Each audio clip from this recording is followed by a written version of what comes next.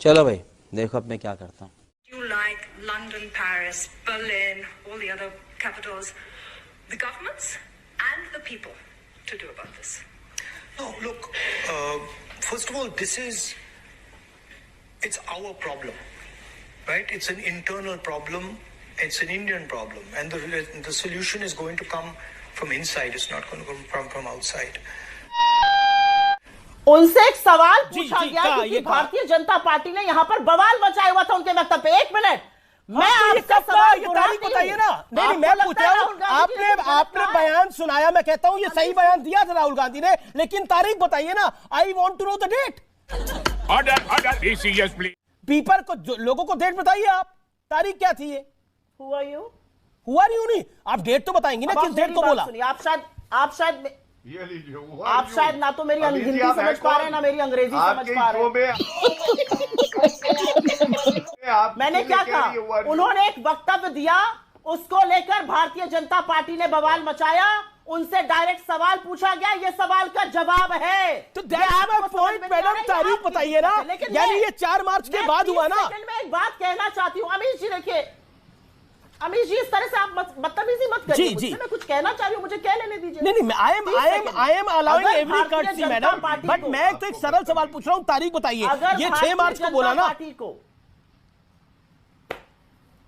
बदतमीजी करेंगे तो आप शो कर लीजिए, मैं बीच में बैठी बोल रही हूँ ना। अगर भारतीय जनता पार्टी को और आपको, अगर भारतीय जनता पार्टी को, पत्तलकारों को, चरण चुंबक मीडिया को, किसी को भी लगता है, ट्रोल्स को लगता है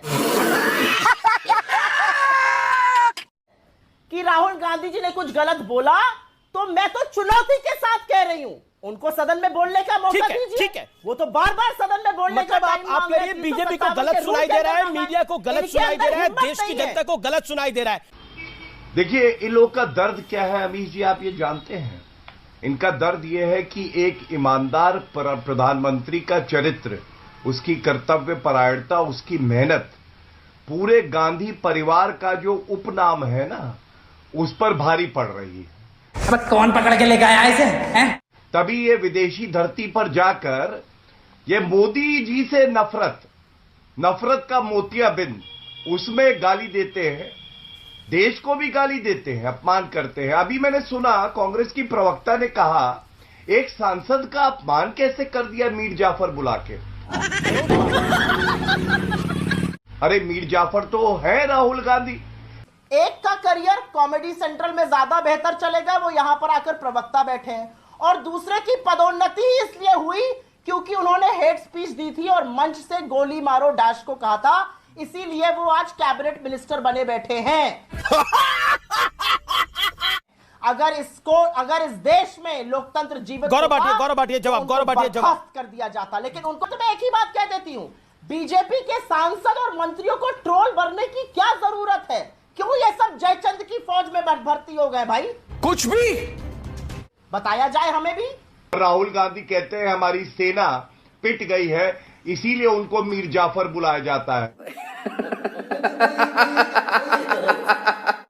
और नरेंद्र मोदी जी जो देश के प्रधानमंत्री हैं, उनके लिए कहते हैं सरेंडर मोदी। तुम्हें शर्म है? कुछ शर्म आया है? अरे जिस दिन देश का प्रधानमंत्री सरेंडर कर देगा तो देश सरेंडर कर देगा। ये इन मूर्खों को समझ में नहीं आता है जो गले में पिद्दी का पट्टा डाल के यहां पे बैठते हैं।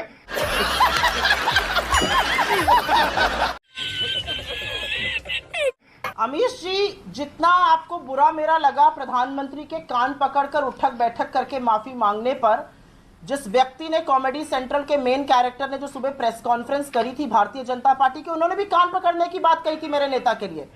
अच्छा